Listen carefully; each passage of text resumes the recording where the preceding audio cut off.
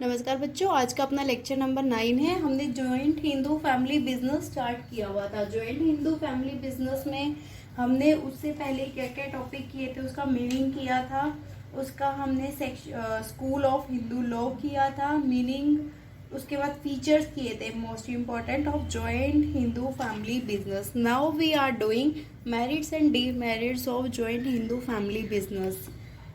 ठीक है, फर्स्ट है easy to start. Joint Hindu family business को स्टार्ट करना इजी है। इजी क्यों है? क्योंकि उसके लिए कोई रजिस्ट्रेशन की जरूरत ही नहीं पड़ती। No legal formalities are required for its establishment.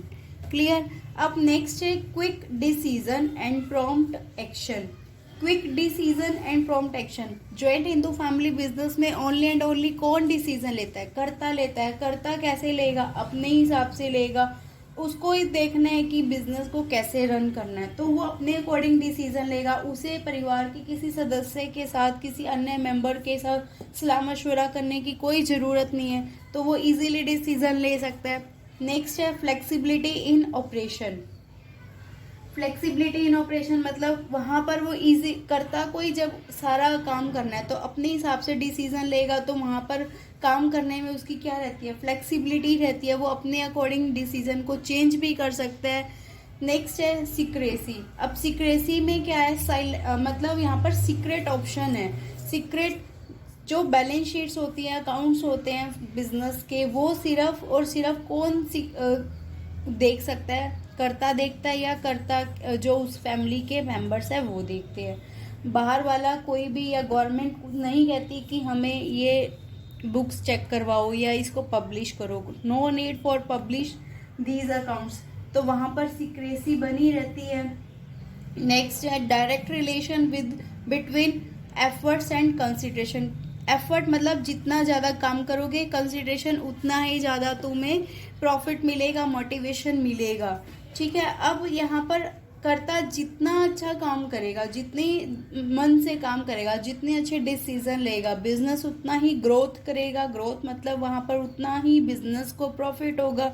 जितना प्रॉफिट होगा उतना ही वहाँ पर फैमिली मेंबर्स के बीच में अपना जो फैमिली मेंबर्स है वो कोऑपरेट करेंगे कर्ता के साथ भी, उसको अच्छा लगेगा। तो उसके जो एफर्ट है और जो उसका मोटिवेशन है, उसका हार्डवर्क है, उनके बीच में क्या रहता है? बैलेंस बना रहता है। ठीक है। अब यहाँ पर नेक्स्ट है continuity of business. Continuity of business, अगर फैमिली में कर्ता की डेथ भी हो जाती है तो भी जो नेक्स्ट सीनियर मोस्ट पर्सन होता है वो कर्ता बन जाता है, तो बिजनेस में तो कोई इफेक्ट नहीं पड़ा, बिजनेस तो चलता रहेगा। नेक्स्ट है मिनिमम गवर्नमेंट रेगुलेशन। गवर्नमेंट का बहुत अफेयर होता ही नहीं इसमें। गवर्नमेंट इसमें कुछ जांच पड़ताल करती ही नहीं। हिंदू अनडिवाइडेड फैमिली है, कोई वहाँ पर उसको ज़रूरत नहीं है रजिस्ट्रेशन करवाने की, कोई कंपल्सरी नहीं है, तो गवर्नमेंट भी वहाँ पर कोई इंटरफेयर नहीं करेगी। जो करता है वो अपने अकॉर्डिंग काम करेगा, लैक इंटरफेरेंस ऑफ गवर्नमेंट। ये तो हो गई इसकी मेरिट्स। अब है D merits of joint Hindu family. Limited resources.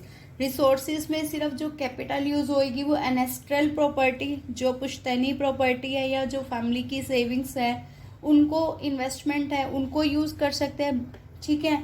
यहाँ पर लिमिटेड रिसोर्सेज ये कह रहे हैं क्योंकि जॉइंट हिंदू फैमिली बिजनेस है, वहाँ पर उसको डेवलप करने में जो सबसे बड़ा प्रॉब्लम क्रिएट होती है वो क्रिएट होती है रिसोर्सेज के। रिसोर्सेज वहाँ पर बहुत थोड़े होते हैं, कम होते हैं।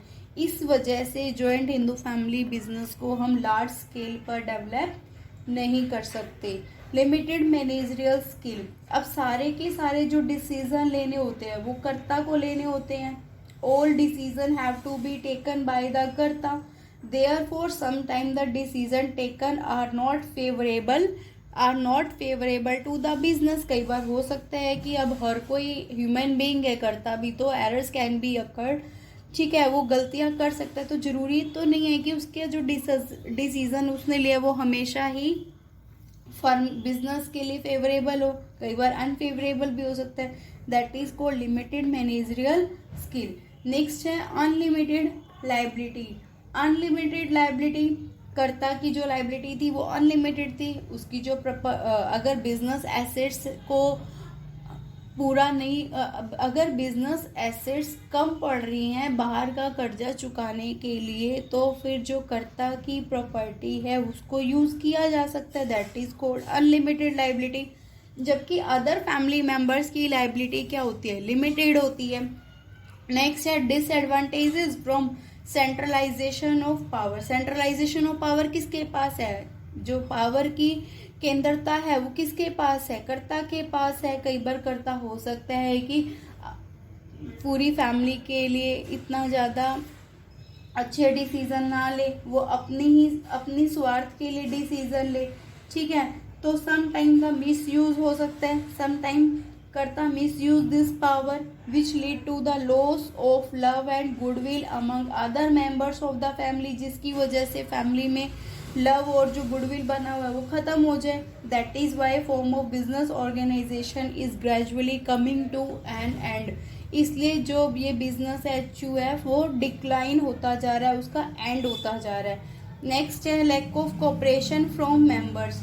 अब यहाँ पर जनरली देखा जाता है कि जो मेंबर्स है फैमिली के वो इंटरेस्टेड होते हैं अपनी अपनी प्रॉपर्टी को बढ़ाने के लिए, वो फैमिली बिजनेस में कम इंटरेस्ट लेते हैं, ठीक है। They interested only increasing their individual property. Individual मतलब अपनी अपनी प्रॉपर्टी को बढ़ाने के लिए इंटरेस्टेड होते हैं, rather than taking care of the joint Hindu family business.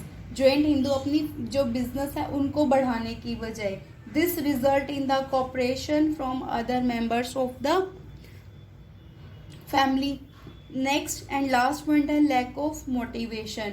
अब जो ज्वाइंट हिंदू फैमिली में मेन करता कई बार क्या होता है कि जो फैमिली मेंबर्स होते हैं अपनी अपनी प्रॉपर्टी को बढ़ाने में ध्यान दे रहे हैं, बिजनेस की जो एसेट्स है उसको इंक्रीज करने में फोकस नहीं कर रहे, तो जो करता है उसका मोटिवेशन क्या हो जाएगा, डिक्लाइन हो जाएगा।